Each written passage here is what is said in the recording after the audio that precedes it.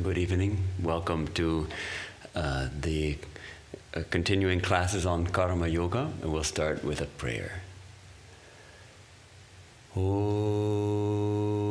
Sahana Bhavatu Sahanau Bhunaktu Sahaviryam Karavavahai Tejasvinavadhitam astu ma vidvishavahai. Om Shanti Shanti Shanti. Om. May we be protected together. May we be nourished together. May we acquire strength together. May our learning shine forth in our lives. May we not find fault with one another.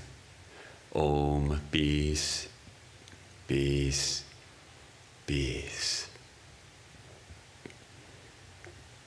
So, this series of classes has been on Swami Vivekananda's Karma Yoga, which is a series of 8 classes delivered in New York in 1895 and 96. And we completed all 8 classes last month. In 27 meetings, we went through the 8 classes. So this could be the end of our Karma Yoga study, but Swami Vivekananda also gave a wonderful class on Karma Yoga here in Los Angeles on January 4, 1900. So this is 4 years later, almost to the day, 4 years later, that he is teaching again one class on Karma Yoga, and that class is now titled Work and Its Secret. So as many of you may know, Swami Vivekananda arrived in Los Angeles on 3rd December 1899. Probably some of you have heard the amazing story of how he came. He was at Ridgely Manor. His second visit to the West, his health was failing. His doctor suggested you go. He also felt called to come to the West. Came to New York and immediately went to Ridgely Manor and spent, was it 9 weeks? A long time. He spent a long time in Ridgely Manor in his exalted state. And Josephine MacLeod was there with him, and then she received a call that her brother was very sick in Los Angeles. So she came, she was planning to come, and as she left, as she was leaving, Swami Vivekananda called out after her, "Get up some classes and I will come." So that was his inspiration to come to California. So so Josephine MacLeod comes to Los Angeles, and she looks up her brother, who is staying in the house of one Mrs. Roxy Blodgett, and she finds him on a bed in Mrs. Blodgett's home, and above the bed is a poster of Swami Vivekananda. So Josephine MacLeod asks Mrs. Blodgett, well, what do you know of him? And Mrs. Blodgett had actually seen Swami Vivekananda in Chicago at the Parliament of Religions. And it was she who had said after his address, and scores of women were climbing over the chairs to get to him.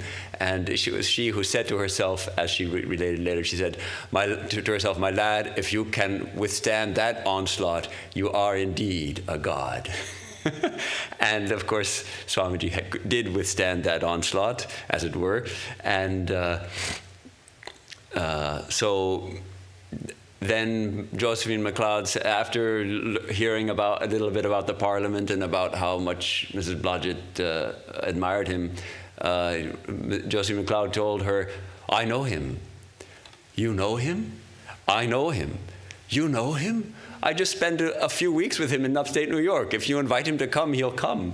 So that's how Swami Vivekananda, how it seems like the plans were put in place by a greater power. Josephine MacLeod arrives in Los Angeles and finds there's Swamiji. Anyhow, her brother was dying, and Mrs. Blodgett said, yes, Josephine MacLeod told her, my brother is dying. Yes. May he die here? Oh, yes. So he died at Mrs. Blodgett's home. And afterwards, Swami Vivekananda came, and he stayed with Mrs. Blodgett in her home for some time. Arriving on 3rd December, I thought it might be interesting just to get a little glimpse from Mary Louise Burke about here's just a paragraph or two on describing Los Angeles. At the turn of the century, Los Angeles bore almost no resemblance to the huge, sprawling metropolis of today. In 1900, the city's population, which had doubled during the previous 10 years, stood momentarily at 102,500. Its area was a mere fraction of its present vastness. The Los Angeles River supplied enough water for all its needs. Many of its streets were still unpaved, tree-lined roads that became mud holes when it rained. Its downtown buildings were small and unprepossessing, and while a few grandiose mansions adorned the city here and there, its late Victorian residences were, on the whole, undistinguished. Los Angeles resembled in many respects a typical Midwestern town, thriving incongruously amidst pepper trees, eucalyptus, orange groves, and palms. So,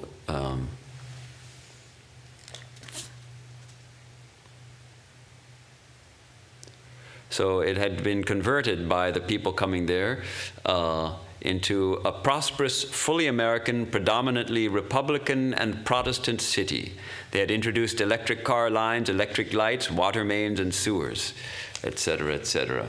So, though seething internally with ambition, Los Angeles was, to all outward appearances, still a quiet, peaceful, and compact town. The start of the motion picture industry was some 10 years in the future. Hollywood was an uneventful village of 500 devout and temperate Methodists.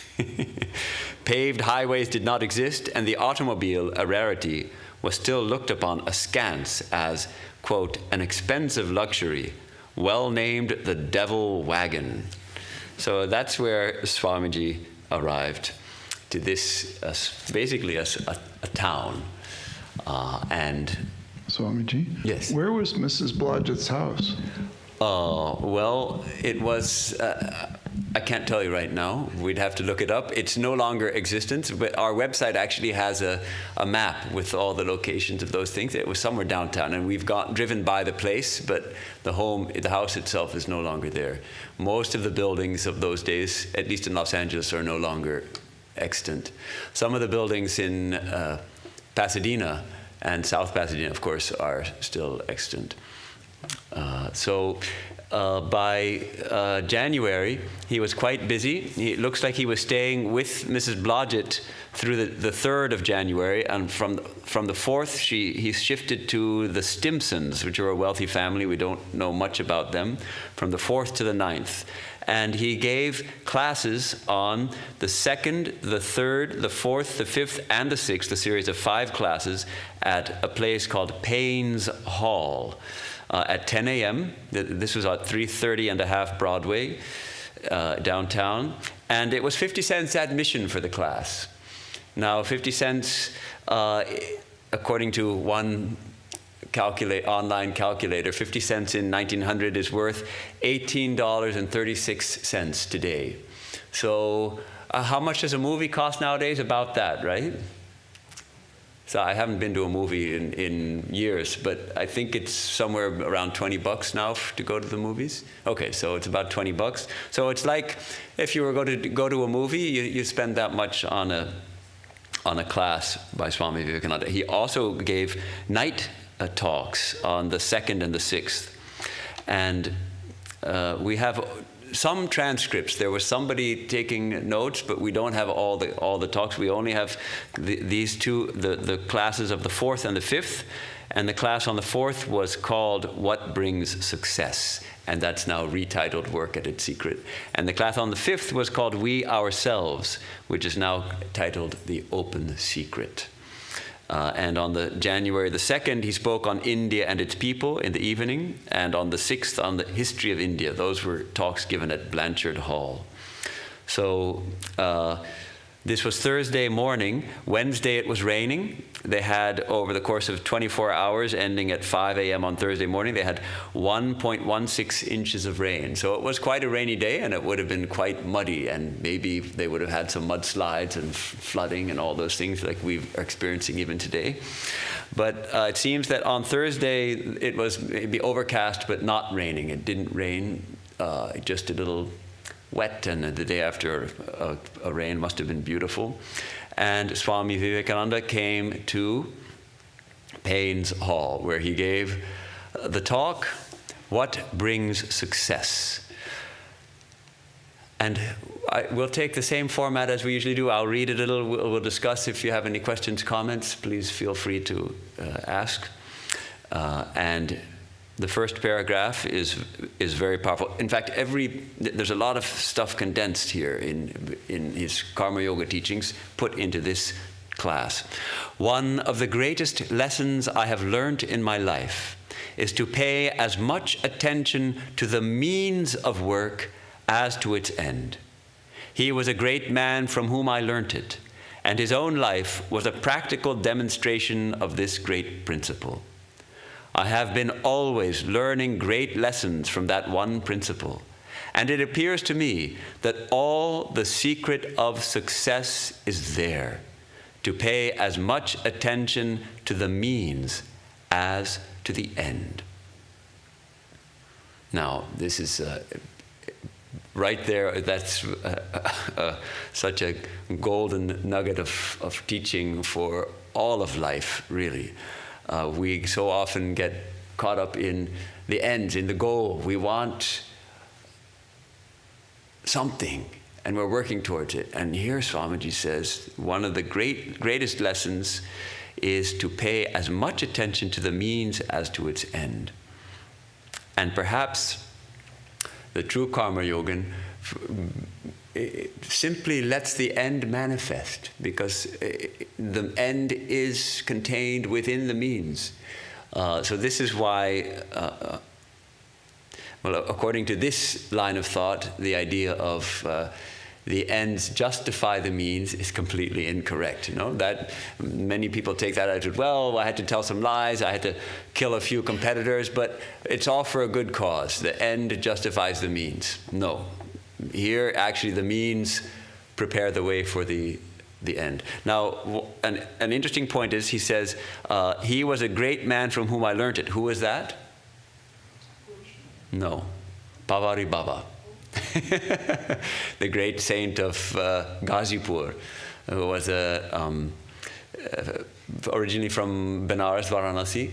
And Swamiji, during his wanderings in 1890, he spent almost 5 months in Ghazipur, maybe more than 5 months.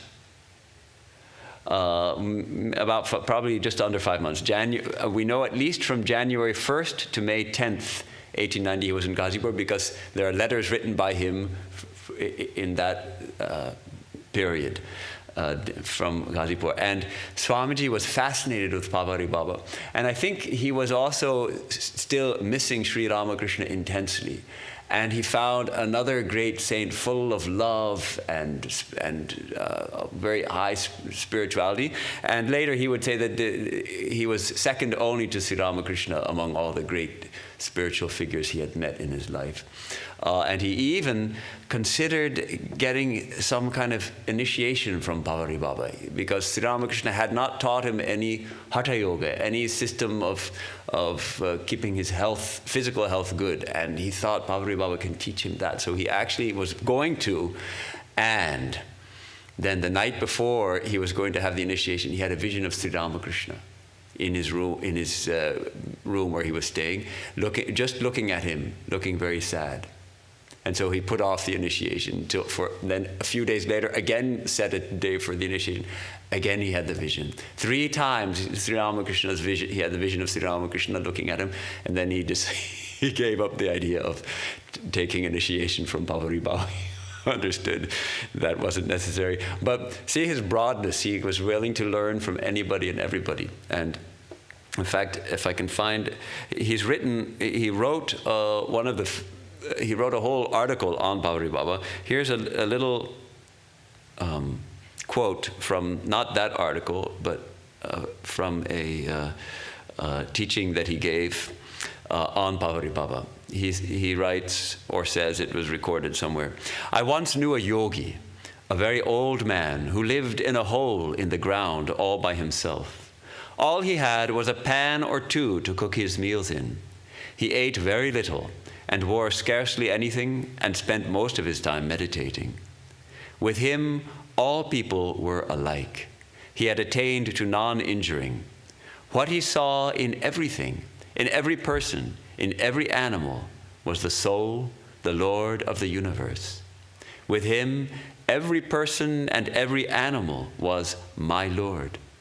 He never addressed any person or animal in any other way. Well, one day a thief came his way and stole one of his pans. He saw him and ran after him. The chase was a long one. At last, the thief from exhaustion had to stop, and the yogi, running up to him, fell on his knees before him and said, "My Lord, you do me a great honor to come my way. Do me the honor to accept the other pan. It is also yours." This old man is dead now. He was full of love for everything in the world. He would have died for an ant. Wild animals instinctively knew this old man to be their friend. Snakes and ferocious animals would go into his hold and sleep with him. They all loved him and never fought in his presence. So the story of the thief actually is, there may be a couple of different variants of the story, but Swami Vivekananda met a monk, a shining monk in the Himalayas, who told him this story of Pabari Baba and the thief trying to steal the pans, and Pabari Baba running after him to give him the other pan. And then the monk told Swamiji, "I was that thief." So he became completely transformed by Pabari Baba. He was a Narayana, oh Narayana, oh Lord. So that is a little digression on Pabari Baba, from whom Swamiji apparently learned this lesson, to pay as much attention to the means of work as to its end. And we were just talking before the class about some of the things we do and some of the work that seems most suited to that.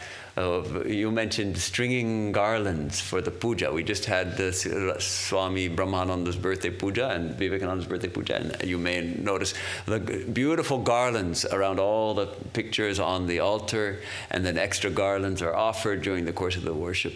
And they're beautiful, and obviously they have been crafted with tremendous care, but they only last for a few hours. After we save them for a day or two, and then they shrivel up and they're no longer anything, and then we toss them. Mostly. Sometimes certain ones with certain kinds of flowers, they dry nicely and you can keep them. But and so actually it's in the doing of that the joy is in the doing of it, in the making of it, while selecting the flowers and choosing which flowers to be will be where, and there will be a pattern, and perhaps the larger flowers are towards the center and the smaller ones are towards the top, or however it's like an art, and one gets fully absorbed in that, simply in the means of carefully stringing together this garland. And the result is a beautiful garland. But actually the result is not, the end is not a beautiful garland. The aim actually is to purify our hearts, to think of God while we're doing this. And if we do it correctly, then that's the essence of it, is that we are doing this for the Lord. We're doing this for the holy altar. And so we do it as perfectly as we can, putting our whole attention on the means, which is, yes, finding the flowers and stringing them, and keeping our mind on God at the same time. And the result is we feel uplifted, we feel purified. When we see those garlands we made hanging on the holy pictures in the shrine, when we see them offered during the worship, we feel an extra sense of devotion because we took the time to craft this garland and it's been offered. So just a thought on how this idea might apply in something very seemingly mundane, like stringing a garland of flowers. And so all the secret of success is there, to pay as much attention to the means as to the end. And of course, that was the topic he chose for this talk, was what brings success. Our great defect in life is that we are so drawn to the ideal. The goal is so much more enchanting, so much more alluring, so much bigger in our mental horizon, that we lose sight of the details altogether. But whenever failure comes, he says, if we analyze it critically, in 99% of cases, we shall find that it was because we did not pay attention to the means. It's a brilliant analysis. Can you think of any examples?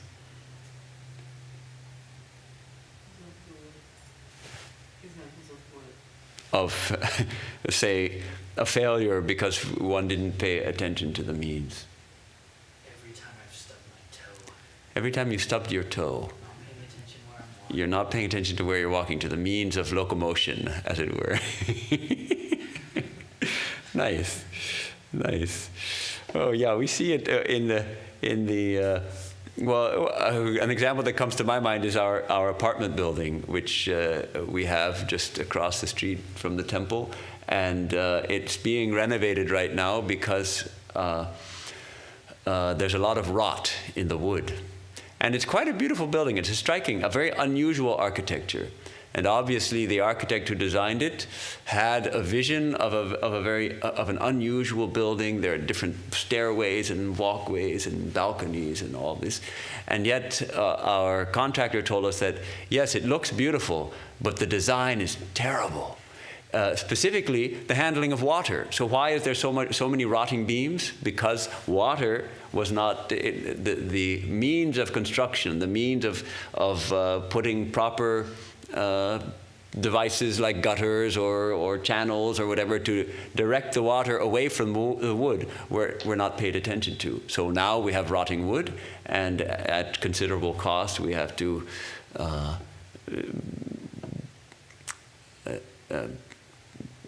disassemble portions of the building and remove the rotted wood and reassemble it, as it were, with now I guess we're using glue lamb, which was not available in those days, perhaps. So he says 99% of the case. So it's something we can ask ourselves also. Something is just not working out in our life. Well, let's look, are we paying proper attention to the means? Now, from the spiritual standpoint, of course, and Swamiji will always bring it to the spiritual standpoint, the real goal of our life is not some kind of external achievement. The goal of our life is freedom. The goal of our life is to attain spiritual realization, to know that we are infinite, to know we are infinite love, we are infinite peace. It's right here within us. And how are we doing with that project? Well, if we feel like we're not attaining that peace, maybe we need to look at the means of our spiritual practice. Maybe we're too much thinking of, oh, I'm going to attain vision of God and people will bow down at my feet when I'm a saint. Rather than looking at, well, how much do I keep my mind on God in my meditation, and how much do I think about other things? I think it probably goes together with being present too. Goes together with being present. Yeah. Because if you're thinking about the goal of something. If you think about the goal, you're constantly thinking about the future. Focus on some future goal. Nice point. Nice point. You're thinking to be here in the present moment. working, whatever we are doing, be present, fully engaged with what we're doing, not somehow thinking about the future, like the one of Aesop's fables, no? It's an ancient Indian story about the young woman is carrying a basket of eggs, and she's calculating how she will hatch these eggs, and we'll get so many chickens, and those will have to lay eggs, and they'll have chickens, and calculating how much income is going to come from these eggs. And then she trips and falls, and all the eggs fall and break on the ground, right? So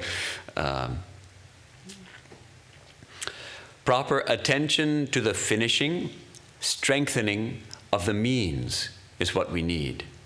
With the means all right, the end must come.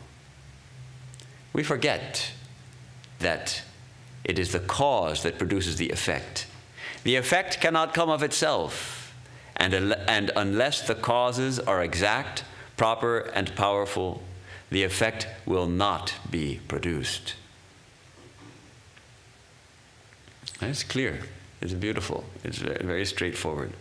Once the ideal is chosen and the means determined, he says, we may almost let go the ideal because we are sure it will be there when the means are perfected.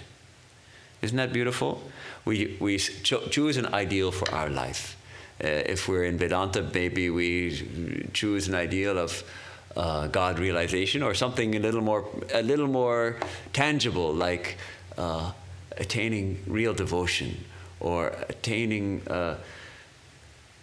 unshakable conviction in my own divinity, or something. We choose a goal, and then we fix the means, and we have in our teachings all the discussions of spiritual practice and the means, and of course karma yoga is one of the means. And then Swamiji says we may almost let go of that ideal, because it is there in the means. If we fix the means correctly, it's there. It almost reminds me of like something like, you know, like if you're baking, if you're doing something like if you calculate all the ratios for everything correctly, you can substitute ingredients in and out, or like do riffs on like whatever the recipe is without thinking about whether it's going to turn out or not, because you know the ratios are correct. Mm. Yes, she's saying, for those who may be listening online, if, like in baking, if you know all the ratios, then you can substitute ingredients and you don't worry about the result, because the ratios are there. So the means are perfected, then you can make changes and you don't even worry about the result.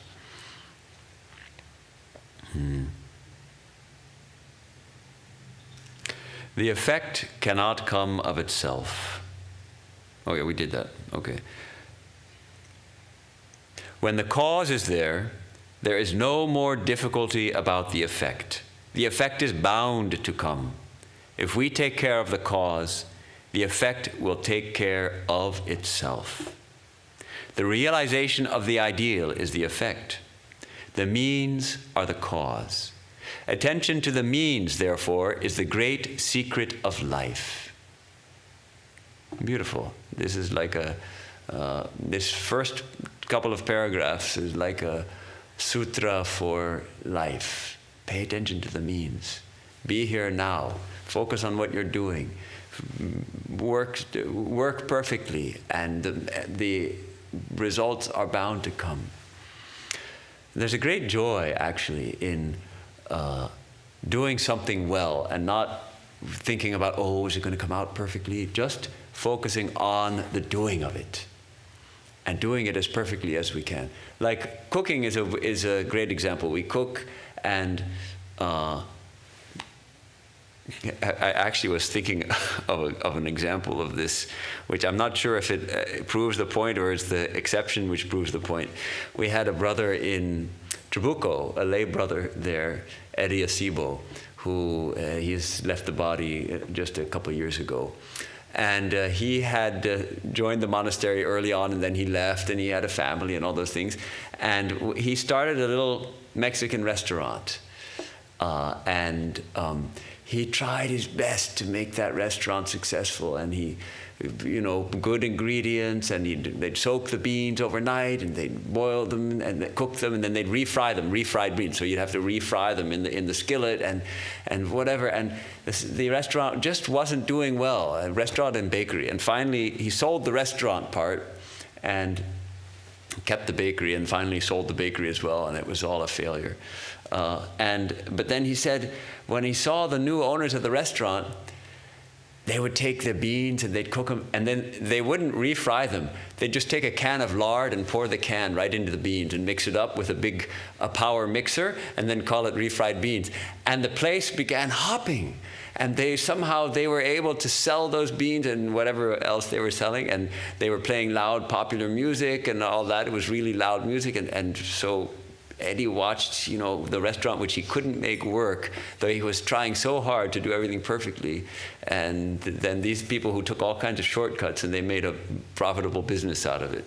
So I don't know what to make of that. It doesn't quite fit with this teaching. It's like but that's business, That's capitalism. Reduce your costs and increase your income, and.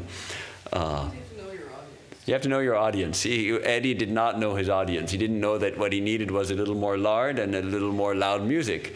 He was a Vedantist at heart, so he probably liked the quiet, peaceful place, and didn't realize so he didn't pay proper attention to the means. He thought he was paying proper attention to the means, but as far as that goes, he didn't. But like when I cook, I really like to, yes, we put an idea of what we want at the end, but sometimes it comes out that way and sometimes it doesn't. But still, if we pay attention to the means, the taste is going to be okay. It's going to taste good. So,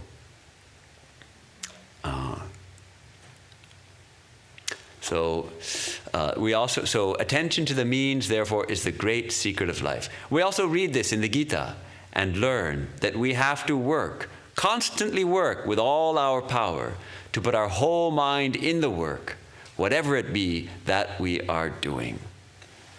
And that, of course, there's many verses in the Gita about work, but for example, we can go to verse 47 in chapter 2. Karmanyevadhikaraste ma phaleshu kadachana ma karma phalehe turbhur ma te sangostva karmani. Right?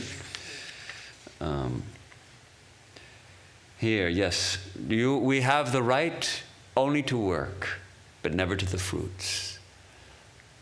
And be not the producer of fruits of actions, but do not also be attached to inaction. Don't think that, then I won't do anything. That's Sri Krishna's teaching. And it's beautiful. This is one of the key verses of Karma Yoga in this Bhagavad Gita. Karmani eva adhikaraste. Yes, you have the right to work. You are suited for work. You have to do work. You have the right to work. But ma phaleshu, to the fruits of work, never kadachana. So do not be the source of karma phala, of fruits of work. Do not be. That's not your aim to produce work, and yet don't be attached to akarmani, to that inaction, not doing anything, being a couch potato. Even being a couch potato is action. Yeah, doing nothing is doing something. Yes, doing nothing is doing something. Yes. Swamiji, can we also say planning? When we say means to the work, can we also talk about substitute it with planning? Planning.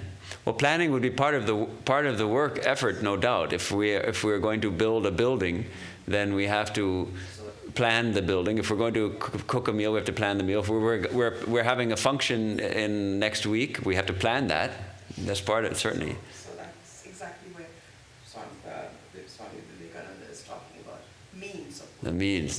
Pay attention to the means. True, a good point. Planning can also be part of the means. We have to pay attention to the means carefully, the planning. Well, how do you drive that with, like, for example, like sometimes like if you take a job because you need the money and you're not really that invested in the job? If you take a job because you don't, just because you need the money, but you don't really care about the job. But if you, Like maybe it's not a good fit. So it's not a good fit. But if you do it, then with constant distaste, you'll be absolutely miserable.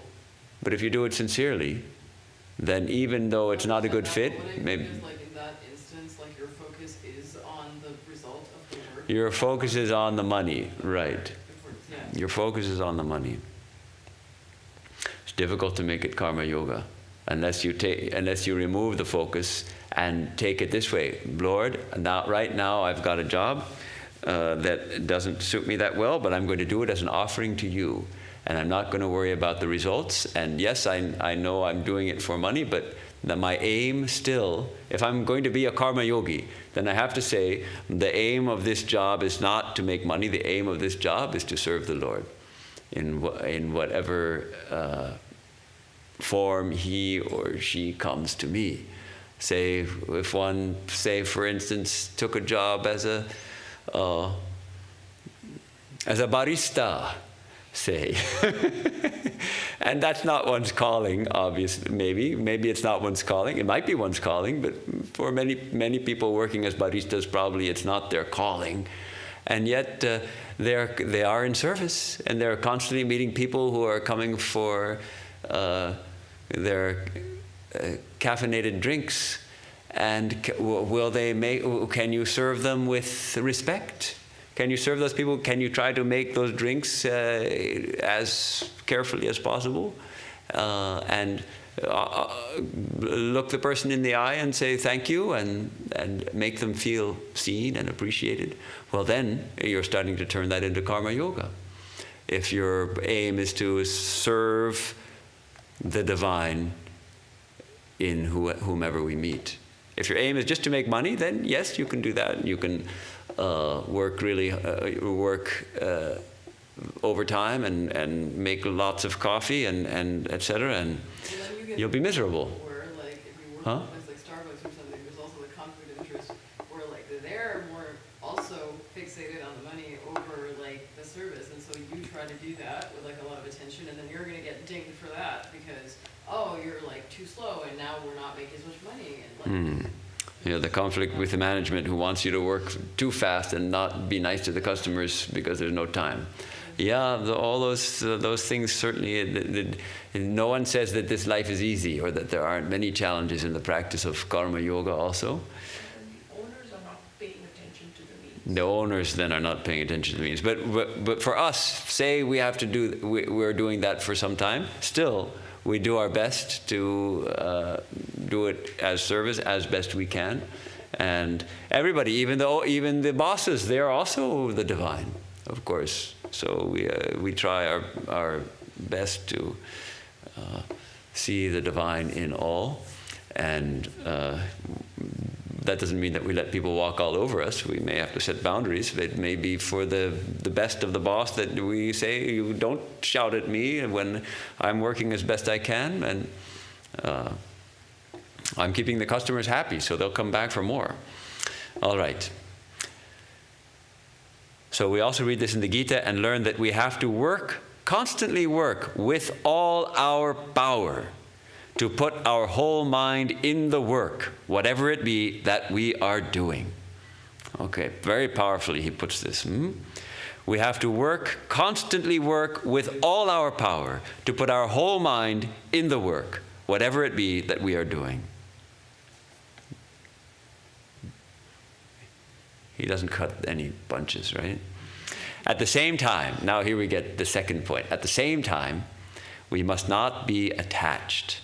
And he's going to explain, what does he mean? We must not be attached. That is to say, we must not be drawn away from work by anything else. Interesting. That is to say, we must not be drawn away from work by anything else. Still, we must be able to quit the work whenever we like. Interesting. On the one hand, we are to throw ourselves into the work with all our power and not be drawn away by anything else. And at the same time, we should be able to drop it at a moment's notice. Now, when you're a barista at Starbucks, probably it's pretty easy to drop it at a moment's notice, especially if you don't like the work. But maybe it's not as easy as you think. If you start to, you get you're friendly with your colleagues and you have a good income and all those things, and then just to give it up may not be as easy as we think. I would also understand that there's like the difference between like being like a hard worker versus like being addicted to work. Being a hard worker As, like, a versus coping being mechanism. addicted to work. Yeah, Like, true. So like, True. There is that, they call it workaholic, where people are addicted to work and they do overwork. And that typically doesn't happen in baristas. It usually happens with people who have like some, a little bit, like I could see a university professor, and she has her classes, but she goes to the lab until late hours every day, and her family hardly sees her because she's at the lab all the night, every night, doing her experiments and all that, and can't let it go.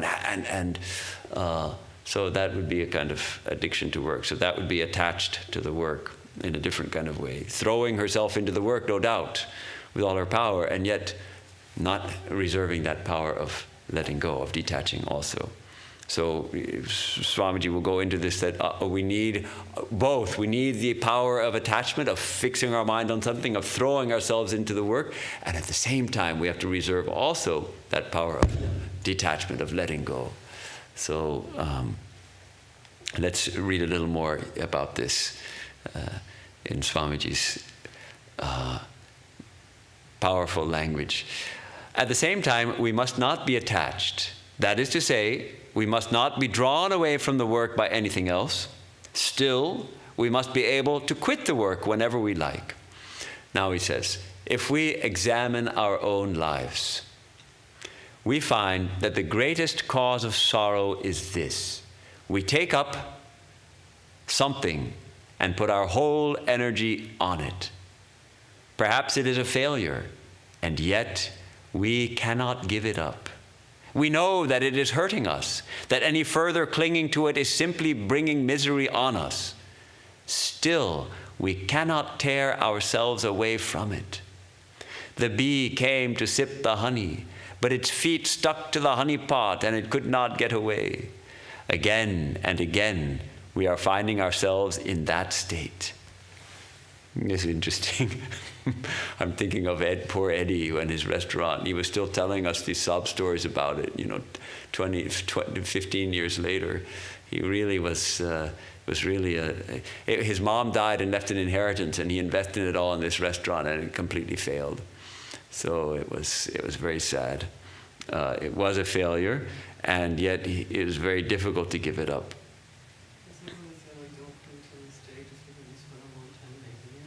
Sorry, don't what? Don't cling to a mistake just because you spent a long time making it.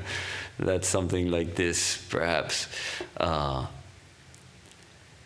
This is interesting. The bee came to sip the honey, but its feet stuck to the honey pot and it could not get away. Actually, if we know enough, those who know enough about bees know that this is not quite apt. I mean, it's true. It's a beautiful idea, but actually bees won't get stuck to the honey because they have their little tongue, and they'll just free their legs from the honey and eat up the honey and all of that. But it's a nice idea.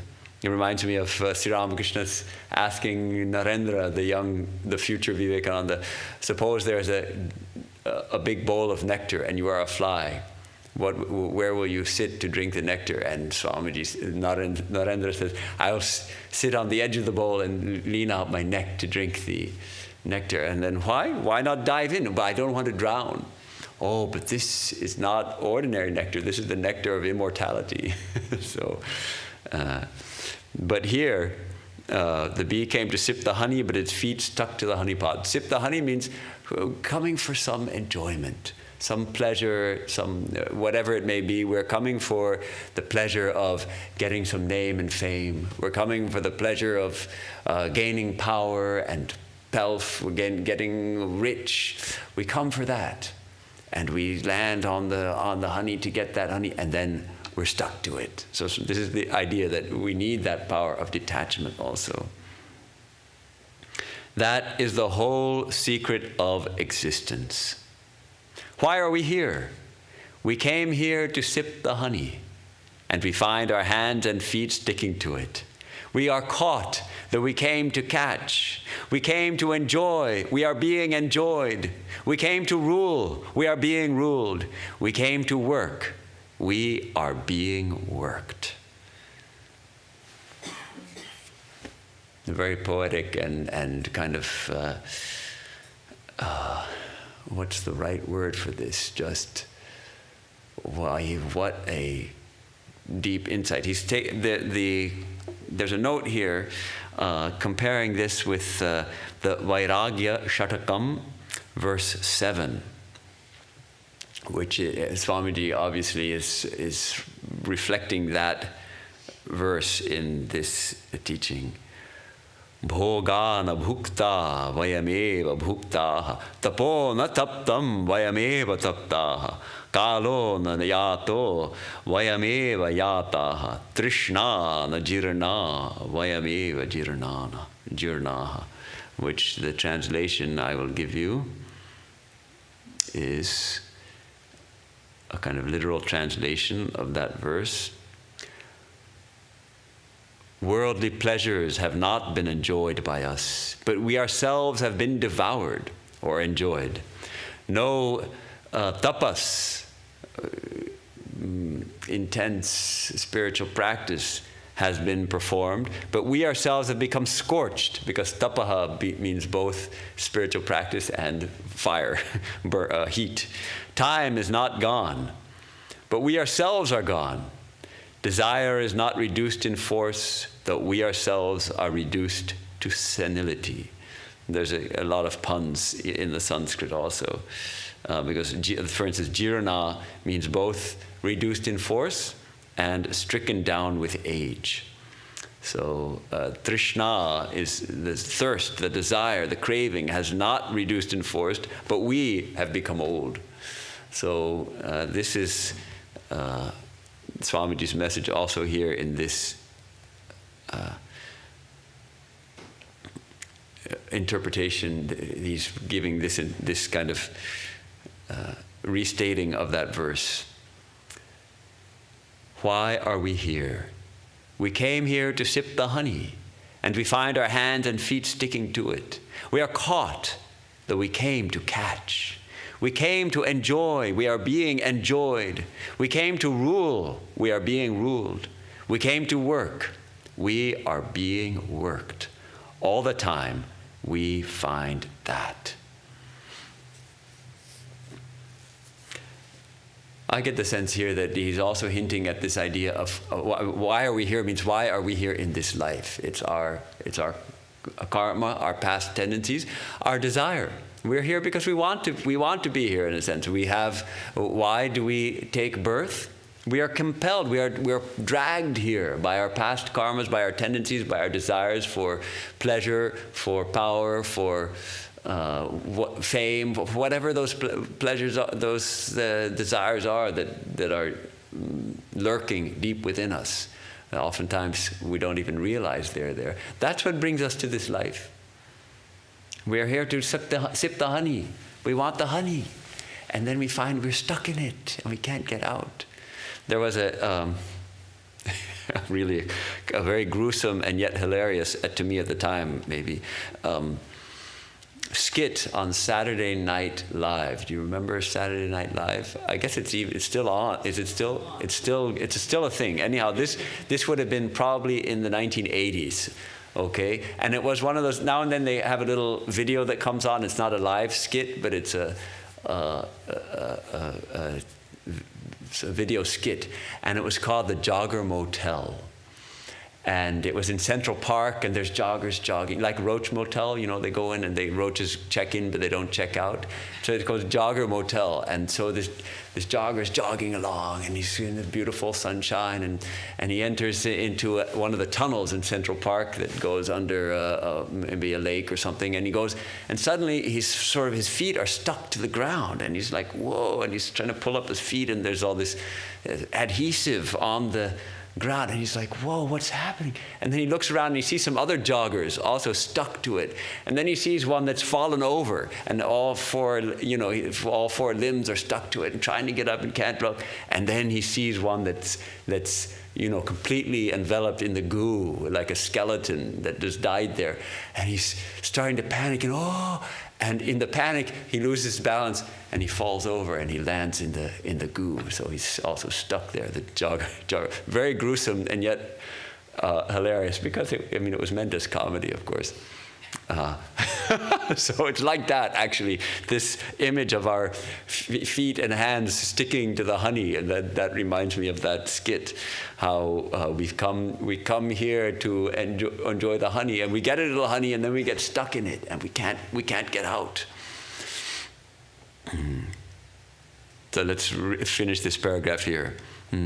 All the time we find that, and this comes into every detail of our life.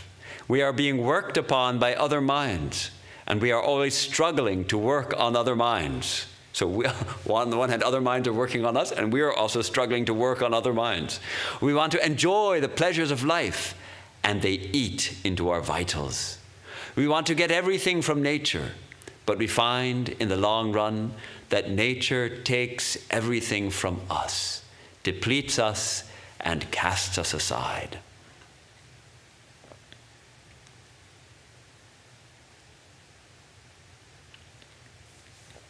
So this is a kind of the process of viveka, of looking deeply at our life. Not everybody's life is like this, of course, but many people, most people in the world, they're drawn by these first seeking needs for the body, food and shelter and clothing and housing, and then for enjoyment. And look at the terrible situation of addictions right now. It's really reaching vaster and vaster proportions. We always think that, gosh, it couldn't get worse than this, and then it gets worse. And both on the streets, but also in the homes of the educated and the homes of the well-to-do, as well as the homes of the poor. People get caught. They come to enjoy. They come to enjoy a little peace and taste of pleasure with a taste of alcohol or a taste of fentanyl or meth, and then they're caught and they can't get out. It's actually a perfect example of the severe kind of addiction that they came to see. People go to sip the honey and they get completely caught and they can't get out. They can't. So it's like, and Swamiji says this is actually the nature of everything, even all our seeking for some kind of fulfillment in the external world leaves us finally wanting. As Swamiji says, had it not been for this, life would have been all sunshine. Never mind. With all its failures and successes, with all its joys and sorrows, it can be one succession of sunshine, if only we are not caught. That is the one cause of misery. We are attached. We are being caught. Therefore, says the Gita, work constantly. Work, but be not attached. Be not caught. There's a reference here. Tasmat asakta satatam karyam karma samachara. Gita 3:19.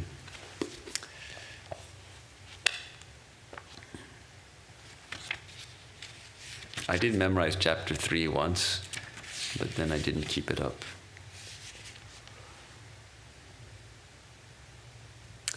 Tasmad asakta satatam karyam karma samachara asakto hyacharan karma paramapnoti purusha. Paramapnoti, you will attain the highest You will attain the highest. Therefore, tasmat asakta satatam, always perform action, asakta, without attachment, Asakto hyacharan karma. By performing action without attachment, one attains to the highest. Paramapnoti. One attains the supreme. So that's the lesson of Sri Krishna, and the lesson here, be not caught. It's a nice way of putting it. Rather than just saying, oh, detachment, renunciation. Actually, that's not what Swamiji is saying exactly here. He's saying, be not caught, which is a little different. It has a slightly different angle to it. We are being caught. As if is it we who are catching the things, or those things which are catching us? What's the remedy? This, be not attached. Do things without attachment. And the easiest way, of course, to do that is to just redirect our attachment from all those things all that honey, to the real honey, the real source of honey. The real honey is what? That's the divine shining within us. That's the real source of all honey. All sweetness is sweet only because our true nature is sweetness. Our true nature is Ananda. The Lord is, the mother is the Ananda Mahima. She is the all blissful mother. Sri Ramakrishna used to call the Divine Mother as Ananda Mahi, all blissful, all full of bliss, full of in the intensest and sweetest bliss. So this honey of this world is just a pale reflection of that. So if we get caught in that, tasting that, looking for that pale reflection, then we miss the true source of bliss, which is hiding deep within us. But if we learn not to get caught, then, as Swamiji says, and that's beautiful, this life can be one succession of sunshine, if only we are not caught. So that's the secret here. Reserve unto yourself the power of detaching yourself from everything. However beloved, however much the soul might yearn for it, however great the pangs of misery you feel if you were going to leave it, still reserve the power of leaving it whenever you want. So that's a good place to stop. That's sort of the first two teachings of this class, Work and Its Secret. The first teaching is we are to pay attention, as much attention to the means as to the end. If we can give full attention to the means, the end will manifest of its own. The effect is contained in the cause. So constantly work with all our power, put our whole mind in the work, whatever it may be that we are doing.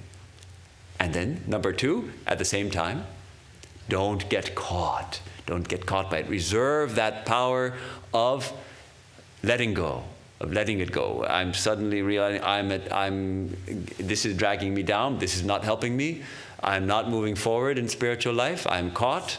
I am suffering. All right, reserve that power also. And it can be one succession of sunshine.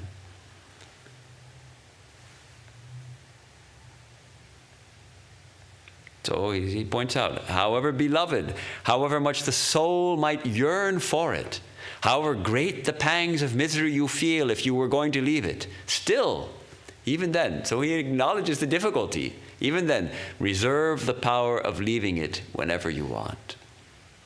I guess the key is to know when you want it, to know when it's time to let it go, know when it's time to open your hands, put it at the Lord's feet, put it at the Mother's feet. Any comments, questions?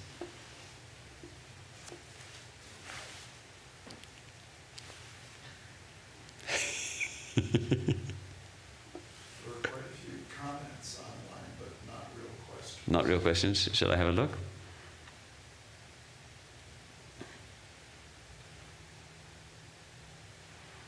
If I can get there.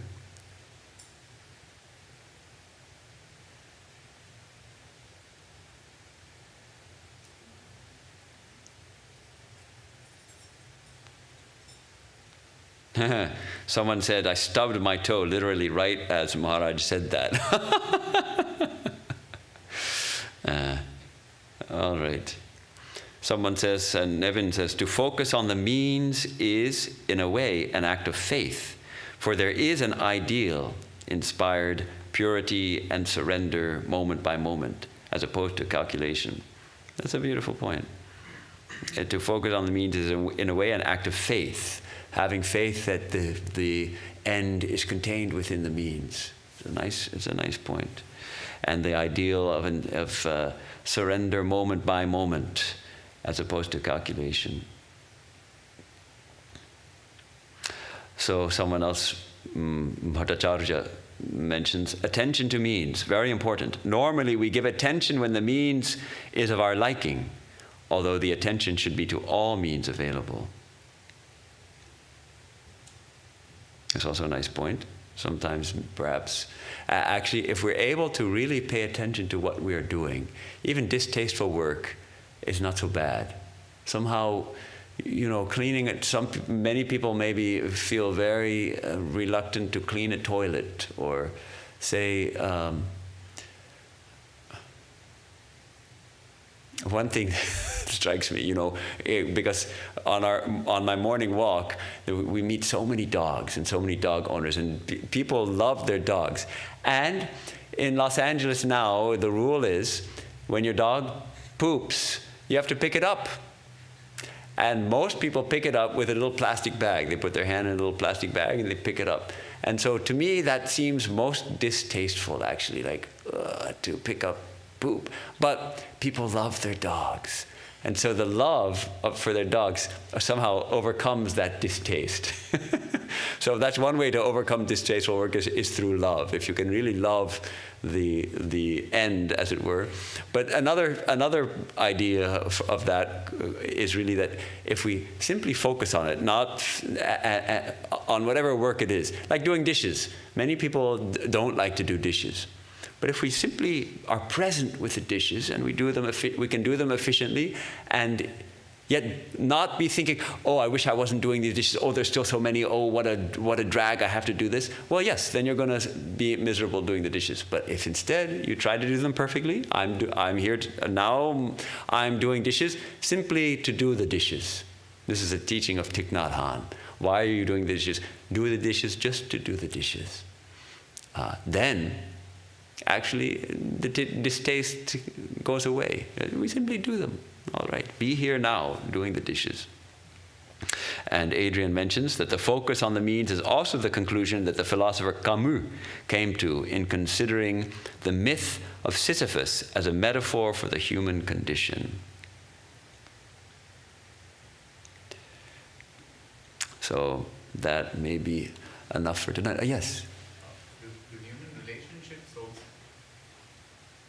Do human relationships also come under like a similar category when like another person is involved, and and how it's not easy to exactly like detach from like a relationship, right? Like it's something that you are attached to, isn't it?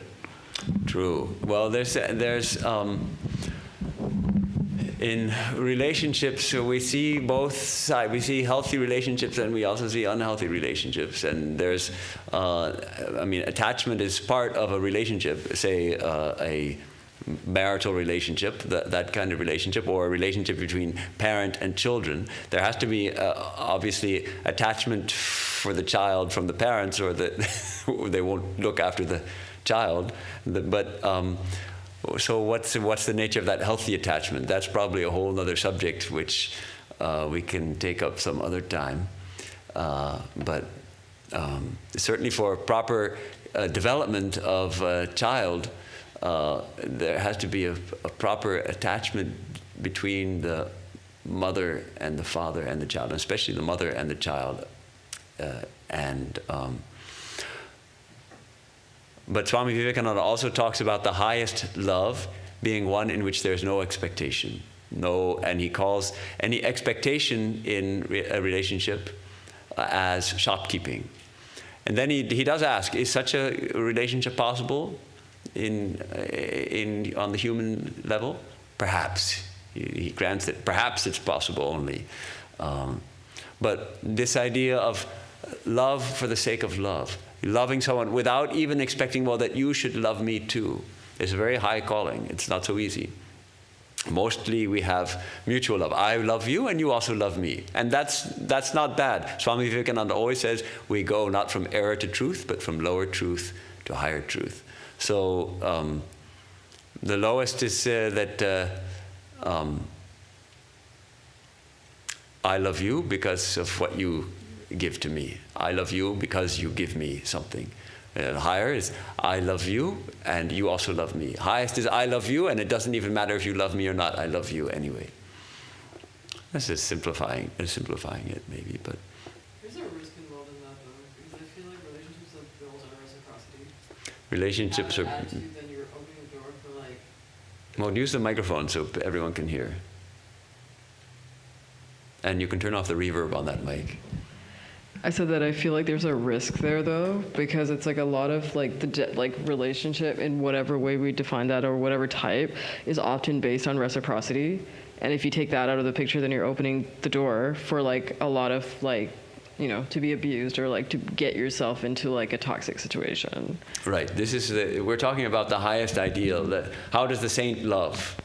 How does and in a, I mean, obviously in a, say, a relationship with a marital type relationship, the ideally the two partners in that relationship will be both growing spiritually at the same time. Now, spiritual growth is never equal, but that they're both maturing to the point where they both start to manifest that kind of love that doesn't expect the return. Right. Lila.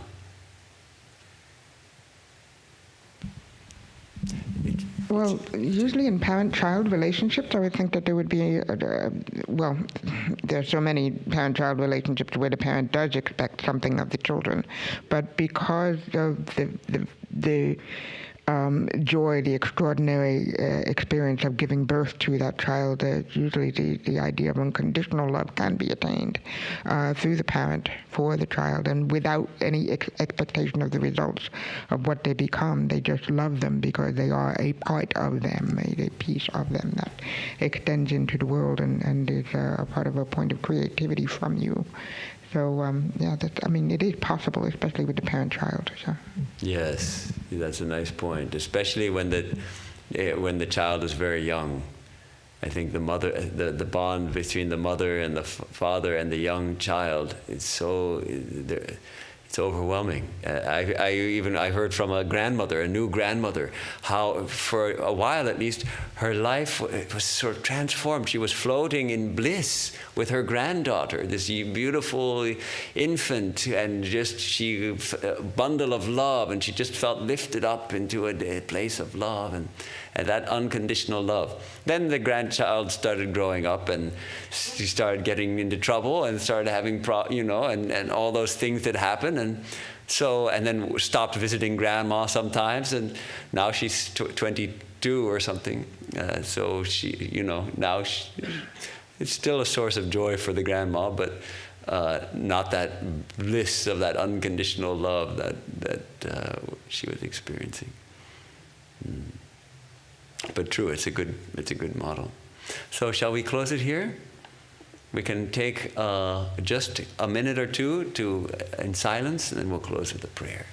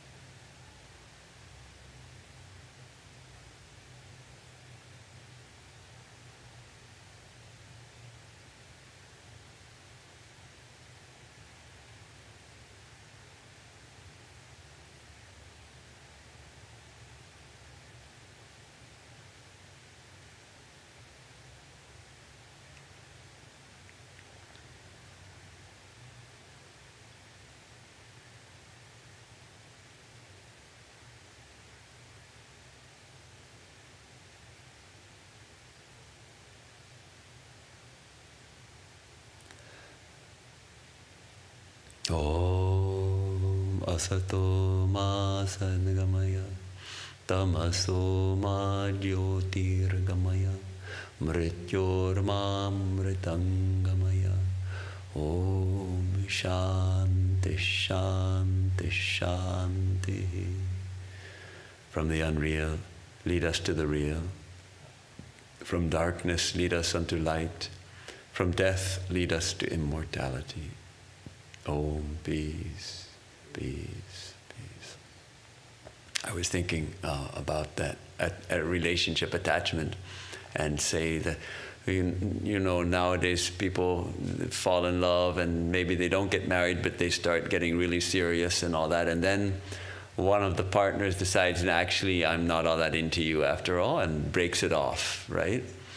Maybe they've signed up for they've become engaged to get married, and then the engagement bit's broken off, and one of the people goes off and marries somebody else, and the other person can't let it go, can't let it go, can't let it go, can't let it go, and suffers. Here's where we really see the value of detachment developing. When something like that happens, then we have to let it go. And it's very difficult to do unless we have a higher ideal. When we have that higher ideal, that idea of the divine shining within us, then it becomes much easier. But otherwise, it's extremely difficult. Even then, it's difficult. Swami Vivekananda, some of his disciples, turned against him. No, it was very painful for him. He never abandoned them, but of course, at the same time, he had to let go any idea of even his disciples being good to him always. He had to give up that idea. Anyhow, thank you very much for giving me this opportunity to, yes? Saturday. Karma Yoga. We have an opportunity to put this all into practice on Saturday morning starting at 9. Come if you can, when you can, and we'll be here most of the day. We'll be here working, and then have lunch with us, 1:20 or so, lunch. Great. And actually, Swami Vivekananda is requesting if anyone would like to come on Sunday after lunch to do some karma yoga. That's another time, because he's not going to be here on Saturday, but he wants some help in the garden.